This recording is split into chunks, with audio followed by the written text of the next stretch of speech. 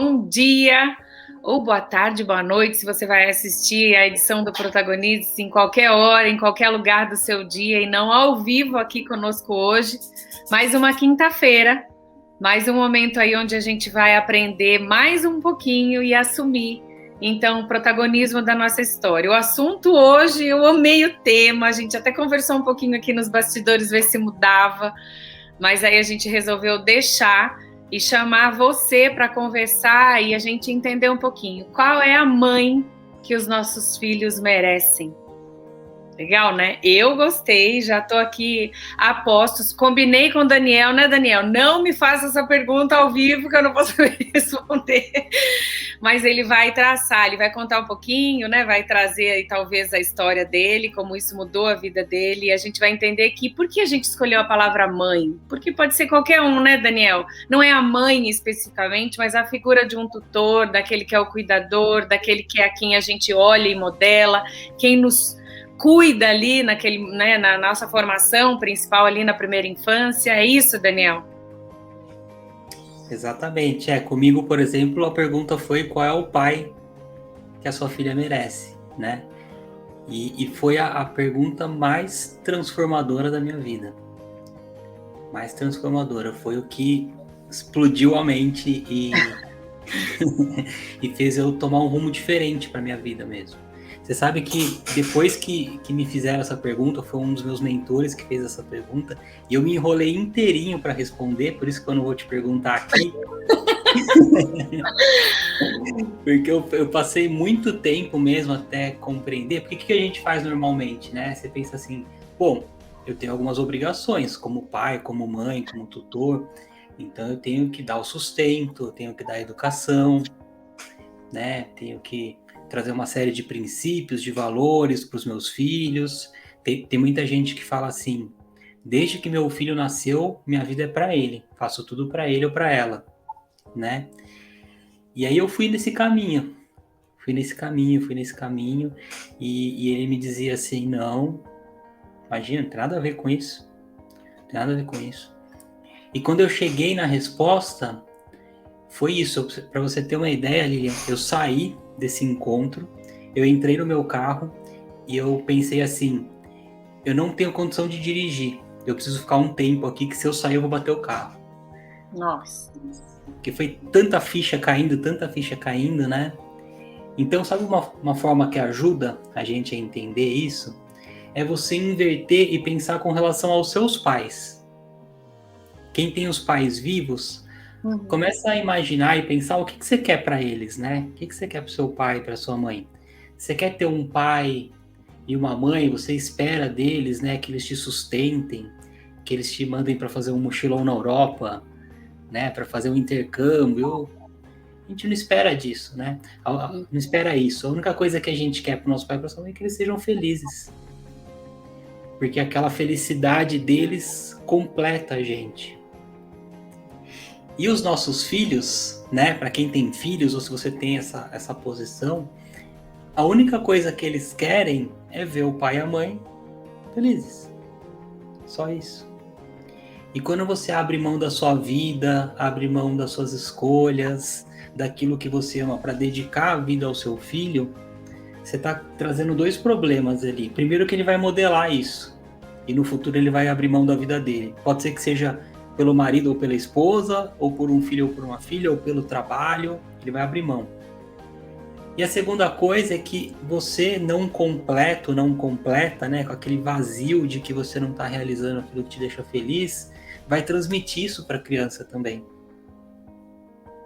Eu acho preocupante demais isso, porque a gente acredita que consegue esconder das crianças, né?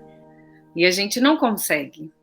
A gente até pode tentar fazer ali mó teatro, mó, né? Não revelar, não contar, não chorar, não trazer os seus desejos, não trazer para a criança, mas a criança, ela percebe, ela sabe. E em alguns momentos, quando isso é velado, quando isso é deixado assim de mentira, ela pode até sentir-se culpada, né, Dani? Porque ela não sabe aquilo, ela não sabe que de fato é sei lá, um sonho, um desejo, alguma coisa desencaixada ali que não tenha relação com ela. Ela atribui ao que é ela, né? Pode ser eu, porque, né? Aí pode começar com as caraminholas, né? Pode ser porque eu não sou o melhor aluno da classe. Pode ser porque eu não sou um atleta maravilhoso de destaque profissional, porque hoje a gente vê crianças tão novas, né, já se deslanchando. Pode ser que eu não faça nada muito bem. Então sou eu a causa dessa dor e desse sofrimento. E ela não fala comigo, ele não fala comigo, justamente porque sou eu. Eles não querem me magoar. Olha o imbróglio que aconteceu. Exato. E pior que tem pais ainda que comunicam isso, não porque querem fazer algo errado, porque querem ferir, porque querem cobrar, porque é inconsciência, né? Quando você tá numa inconsciência, você faz um monte de coisa que não funciona. E tem pais que dizem, eu larguei meu sonho por você, filho. Tudo isso que eu faço, que eu me esfolo, que eu trabalho até a meia-noite, é por você, para te dar uma melhor condição, a condição que eu não tive. E a criança escuta aquilo e fala assim, tá, então meu papai e minha mamãe tá triste, tá se esfolando por minha causa, eu sou o culpado. E a coisa que foi muito forte para mim, muito forte mesmo, foi exatamente isso que você disse. Por quê? O que eu pensei na hora, assim? Minha filha tinha 1 ano na época. E eu entrei nessa neura de que eu precisava dar uma vida incrível para ela, que ela pudesse ter tudo que ela precisar, estudar no melhor colégio do Brasil, e se quiser fazer o intercâmbio vai fazer, e tudo isso, né? Você já começa a pensar assim, né? A criança tem 1 ano, não, quando eu fizer 18 anos eu quero dar um carro para ela, porque eu acho importante, né? Começa, né? E aí, o que eu percebi? Toda aquela tensão que eu tava, aquele estresse e tal, eu tava transmitindo aquilo para uma criança de 1 ano. E aí eu pensei assim, se eu não tô aguentando, um homem já formado, de quase 1,80 m, não tô aguentando isso, imagina eu transmitir isso para uma criança de 1 ano, que sacanagem. E sabe o que eu comecei a fazer enquanto eu não consegui virar o jogo? Eu chegava, às vezes, do trabalho, e eu ficava dando volta com o carro no condomínio, porque eu dizia assim, enquanto eu não tirar isso de mim, eu me recuso a entrar em casa. Enquanto eu tiver com essa pressão, e quem é pai e mãe sabe, você pisa em casa, a criança tá bem, brincando, você pisa em casa estressado, com raiva, ela pega aquilo de você. E começa a ficar irritada, começa a ter tensão dentro da casa, né? Então eu falava, eu me recuso. E eu fiz isso muito, assim. Enquanto eu não estiver bem, em paz, eu não entro em casa. E o pior de tudo é a gente pensar que está fazendo o correto, né? Que está fazendo justamente isso, para promover aquilo que a criança quer. E, na verdade, ela não quer, ela não precisa nada disso, né? A gente vem de acho que é a história geracional, né? Eu não sei a história da sua família, de como foi, nem nada, os acessos e as oportunidades. Mas, principalmente em famílias onde a geração... A segunda, vamos colocar, minha mãe e meu pai. Aí a minha é a segunda e dos meus filhos a terceira. A segunda é um pouquinho melhor, avançou, conseguiu ter mais acesso, que é natural que as coisas evoluam, né? Se você já não é um bilhardário, se o seu pai não era um bilhardário, é normal que a gente consiga ter acesso a estudar, e aí vai melhorando. E aí a gente teve privação de algumas coisas e acha que aquilo é a maior e melhor oportunidade para a criança, né? Não, eu não tive oportunidade de fazer intercâmbio, eu não pude fazer, não era acessível para a minha família, não era fácil. Então, para o meu filho é a melhor coisa do mundo. E como assim que ele não vê que é a melhor coisa do mundo? E fica, de novo, um peso, né? Fica pesado para a criança. Às vezes até pode ser, mas não é a realidade, ela não quer. E ela vai entender que aquilo não é para ela. Como que a gente faz para lidar com isso, Daniel? Justamente, porque você pode conseguir tudo isso, né? Então, eu vou mandar meu filho para Harvard. Eu consegui ter condições financeiras de mandar meu filho para Harvard. Se ele chega lá em Harvard, uma criança que não tem amor dentro de si, uma criança que cresceu com essa ideia de que meu pai e minha mãe largaram a vida deles para me trazer algo importante, ela não vai fazer nada com essa oportunidade que você deu. Pelo contrário, vai se tornar algo muito ruim, né? Então, a gente está dizendo aqui nesse contexto de pai e mãe. O pessoal lá em Harvard, já que eu falei disso, né? Lembrei aqui que eles descobriram a tal fórmula para o sucesso, né? Porque antigamente a gente achava que ia ser assim. Primeiro, você vai ter sucesso, você vai conquistar o que você quer conquistar na sua vida, né? Seja lá o que for sucesso para você, e depois você vai ser feliz. E eles descobriram que a fórmula é invertida. Pessoas que já eram felizes com o que tinham, elas acordam com uma motivação, com uma alegria para fazer aquilo que elas têm que fazer, e isso gera sucesso. É exatamente o contrário, né? Aí a gente volta naquela... A gente já falou em alguns outros episódios do quociente... O QI, né, que é a inteligência, o QE, que é o emocional, e o QS, né, ou o QE também, que é o espiritual, depende da língua que você colocar. Porque o QI é Harvard que vai desenvolver, né? É o conhecimento técnico, a habilidade. Mas e a questão emocional, né? Eu tô feliz e tô realizado ou só tô realizando? Eu conheço uma família, conheço um caso, que são 4 filhos, e o terceiro queria ser músico. Queria fazer música. Só que como o primeiro era já estava avançado numa carreira bastante tradicional, o segundo também, muito numa carreira tradicional, o pai ainda virou e falou assim, mas como assim, né? Os pais, como é assim eu vou deixar um ser músico? E o outro, né? E começou a questão da realização profissional relacionada à grana também. Porque a gente sabe que o músico no Brasil, né? Ou você estoura, ou você vai viver de tocar em bares, né? E o pai os pais mediram esse resultado nisso, nessa base. E aí não deixou o filho fazer música, insistiu para que ele fizesse a outra carreira tradicional, a outra, né? Ali, entre os 5 ramos tradicionais, ele tinha 4 ali, ele queria um. Esse filho fez, mas chegou no último semestre, patinou, ele ainda falou assim, eu vou fazer, e quando eu terminar, eu vou te entregar o canudo na mão e falar, Tó, agora faz o que você queria, porque você queria que eu fizesse isso. E no último, essa criança patinou, e até hoje ela não se desenvolveu, até hoje ela não conseguiu concluir. Dentre os 4 ali, ele é o único que não desenvolveu nada, é o único, assim, bem recluso, enfim, uma criança, um adulto hoje já, mas sofrendo demais. Então eu fico pensando, meu Deus, se fosse um músico, ia estar tão feliz, né? Ia estar realizado, ia estar sorrindo, ia estar participando. E hoje a família sente isso dele, né? Sente que ele, e aí fala, mas fulano é assim, fulano é chato, fulano não sei o que. Não, fulano não é esse aqui, fulano não é completo, fulano não pôde ser quem ele é e fazer o que ele queria, né? Porque alguém que trazia ali o parâmetro e a direção trouxe o parâmetro na visão dele, no que era importante ali para ele. E com a melhor das intenções, com a melhor das intenções. Isso aqui é aterrorizante. E sabe como é que, de novo, com a melhor das intenções, de uma forma inconsciente, esses pais poderiam destruir também a carreira desse filho? O filho chega e fala assim, mãe, pai, quero ser músico. Pensando aqui, quero ser músico, viver da minha música. E talvez os pais pudessem dizer assim, filho, vai, a gente apoia você, porque você não deve escolher a sua profissão pensando em dinheiro. Você deve escolher a sua profissão pensando em paixão. O que ele já cravou na mente dele? Tá, então vocês estão dizendo que eu posso viver a minha paixão, mas que provavelmente eu não vou ganhar dinheiro. E aí ele constrói toda uma carreira para não ganhar dinheiro. Né? Porque quando você fala assim, vou ser músico, você ser músico é uma profissão como outra qualquer, né? Você pode ter um canal do YouTube, ganhar muita grana, você pode ter seu método, você pode dar aula. E eu conheço vários músicos que não são famosos. E que ganham muito dinheiro, né?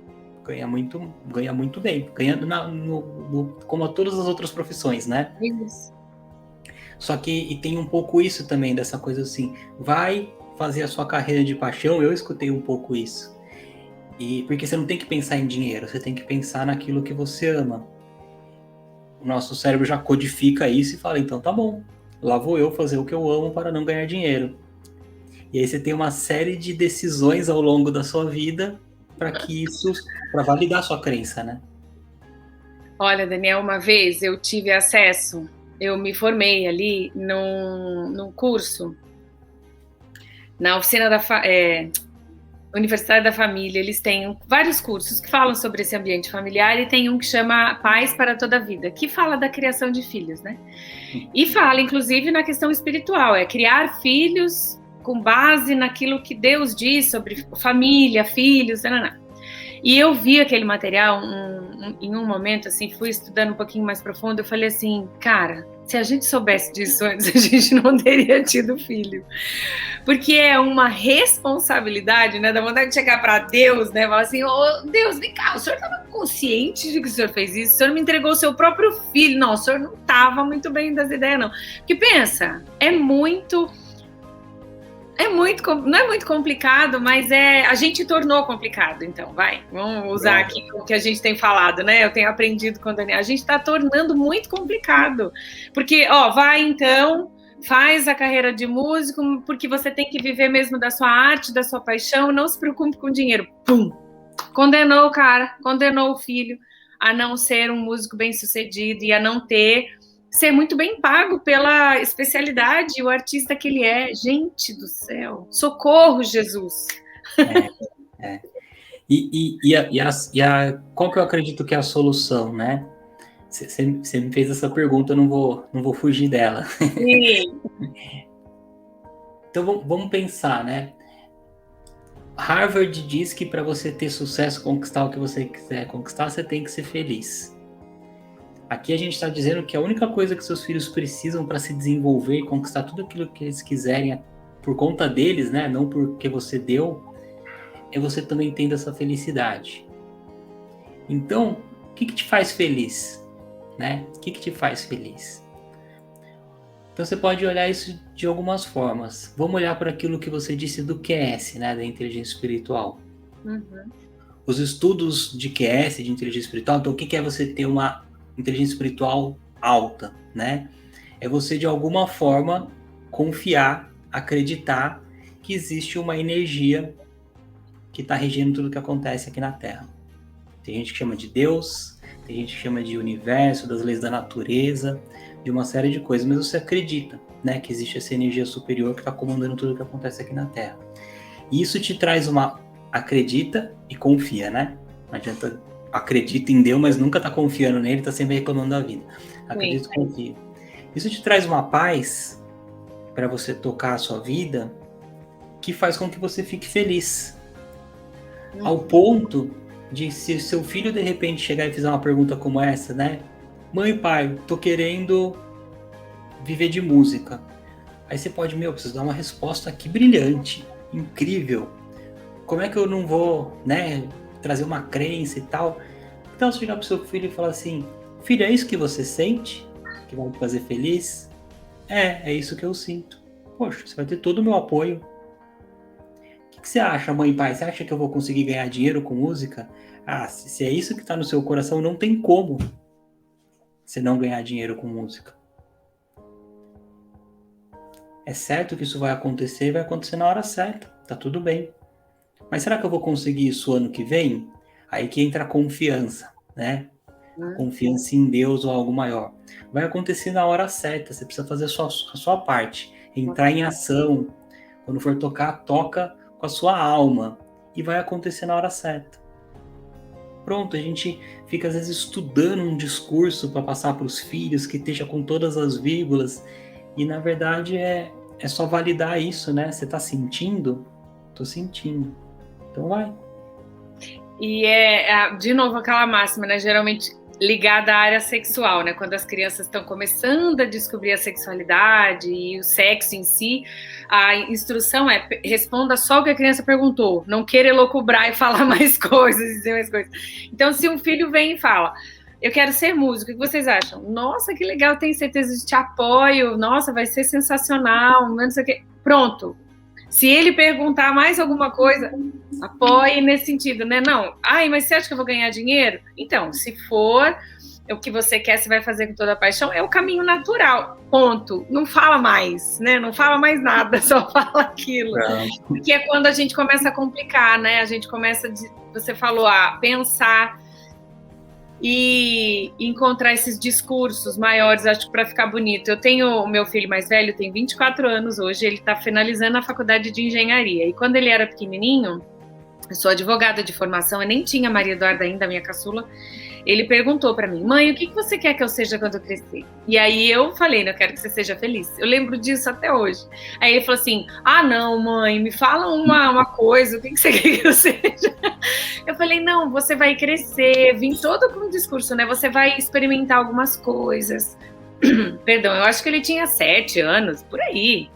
Você vai ainda provar algumas coisas, você vai perceber se você gosta mais de exatas, se você gosta mais de humanas. É cedo ainda para falar, né? Mãe, não dá para conversar com você, você não fala. Eu falei, filho, eu não sei o que você gosta. Aí ele ainda falou assim para mim, eu sou advogada, né? Estudei primeiro advogada. Ele falou assim, uma coisa eu sei, eu não quero ser advogada. Advogado. Aí na hora eu ainda falei, nossa, que exemplo, que referência ruim que eu sou para ele da atividade da advocacia, né? Mas no fundo eu achei gostoso dele dizer aquilo, porque pelo menos o que ele não queria ele já sabia, o que é meio caminho andado, né, Daniel? Exato. Se você ainda não sabe o que te faz feliz, não sabe o que realiza, pelo menos, né, nessas perguntas, né, nessa hora que você para ali para estar mais presente no momento e tentar entender quem você é e o que você faz e para o que você veio para cá.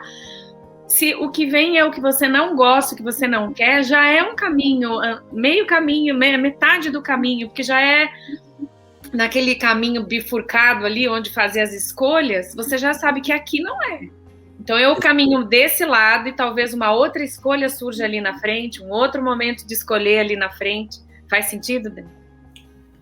Faz total sentido, total. Eu vejo que as pessoas, elas ficam muito, assim, ansiosas, né, para decidir o que fazer e tal, porque criou-se uma coisa que na minha visão, é um desserviço gigante, assim, que algumas pessoas fazem, com essa ideia de que você precisa encontrar o seu propósito.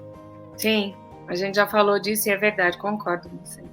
Então ele está em algum lugar aí que eu não sei onde que é. O que será que vai acontecer quando eu encontrar meu propósito? Será que vem Deus, vai falar comigo? Era isso aí mesmo, cara. Achou.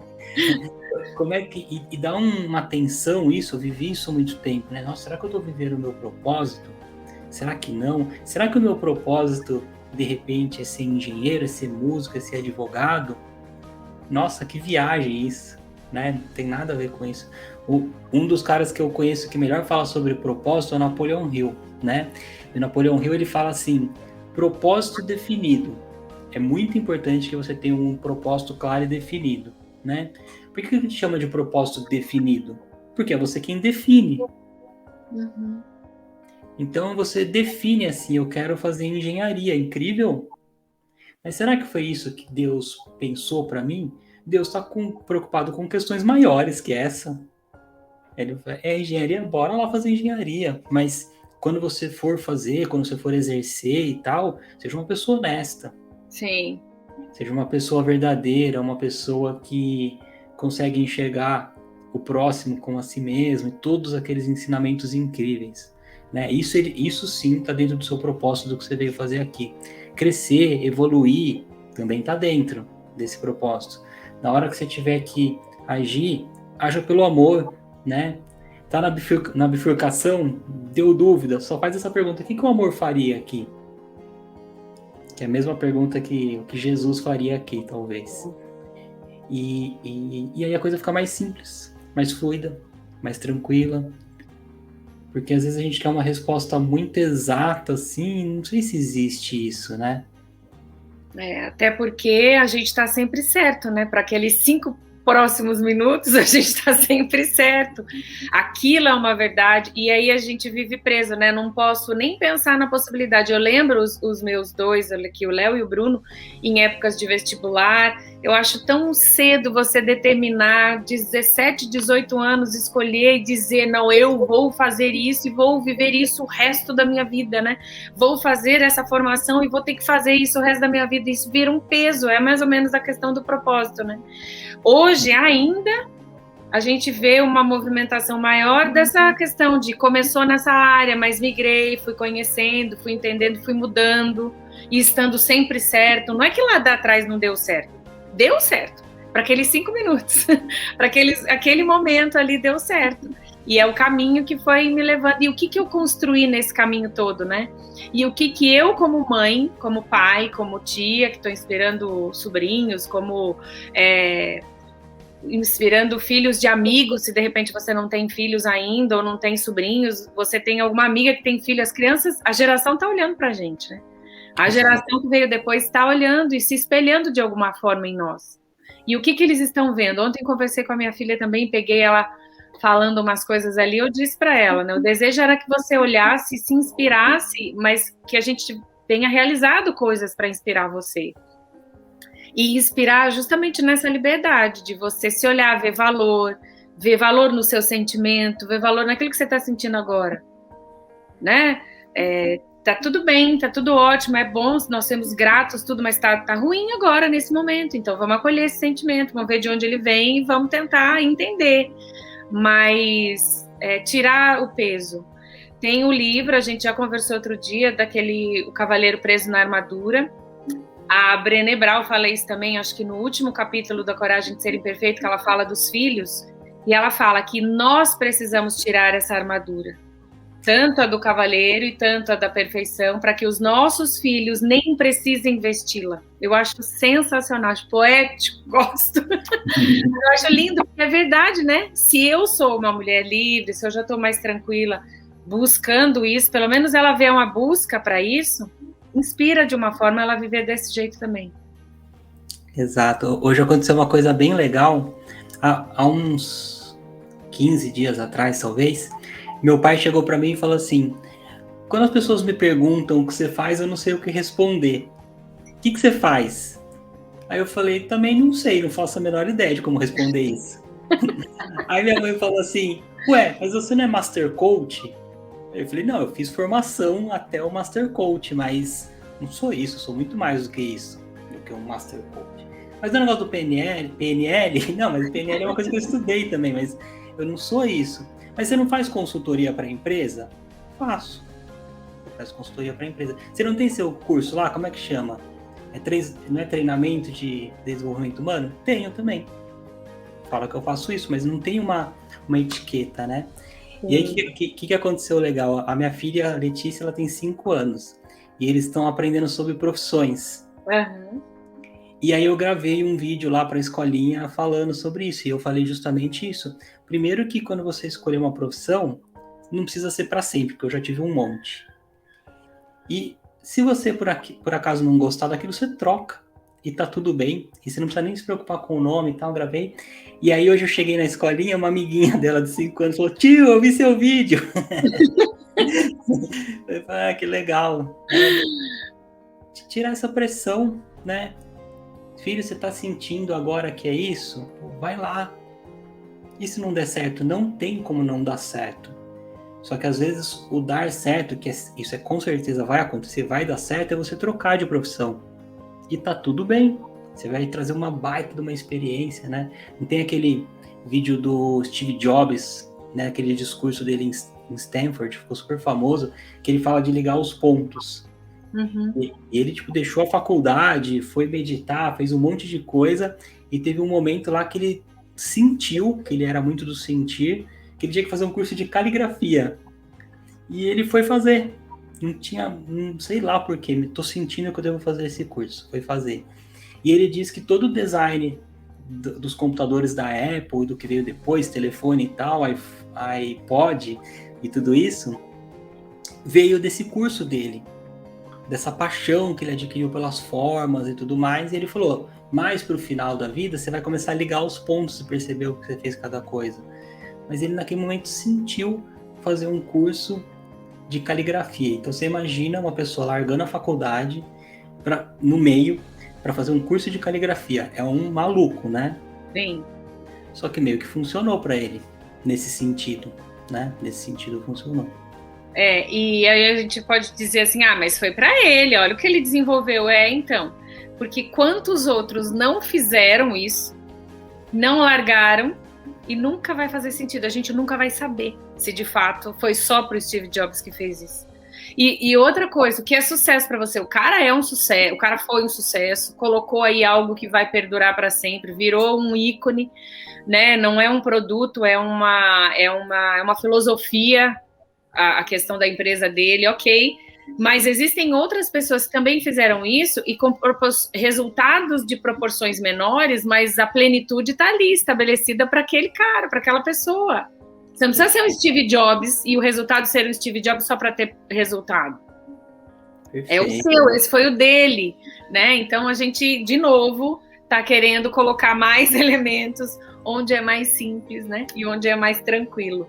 Então, em resumo, né, a gente pode dizer que os nossos filhos, a mãe, o pai, o tutor, aquele que quem é você, que a próxima geração está olhando, que eles merecem olhar, que eles merecem como referenciais e olhar o que eles desejam, na verdade, é a gente encontrado, né? Vivendo a essência de novo, vivendo quem a gente é, sem complicar, tentando simplificar aí em todo o tempo. E hoje foi mais um passinho que a gente deu mais próximo disso, né? O Protagonize-se existe para isso, para nos ajudar. Eu amei a conversa, amei, vou conversar mais vezes aqui com a minha filha, vou rever umas posturas aqui com ela, porque de fato é muita pressão em cima dos bichinhos, eles não merecem e não precisam disso, o que eles precisam é acolhimento e alguém que acredite neles, né? Porque eles têm uma estrutura e uma possibilidade imensa de produzir grandes resultados. E o que é resultado para a gente? Olha aí, um próximo tema já, Daniel. O que é resultado? Né? Pode ser, a gente pode falar sobre isso. Eu quero agradecer a você que assistiu, que vai ver aqui em algum outro momento. Deixa a gente saber se você concorda nessa ideia, nessa conversa, nessa possibilidade que a gente trouxe, do que é que os nossos filhos precisam, qual é o pai e a mãe, o que eles estão buscando e necessitando da gente, né? Eles estão nos olhando, então deixa a gente saber.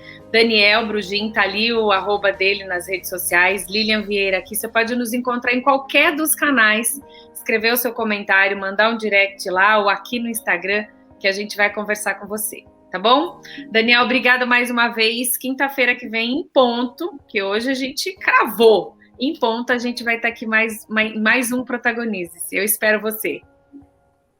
Obrigado, Lilian. Até lá. Tchau, tchau. Até mais. Boa quinta-feira para vocês. Até a próxima.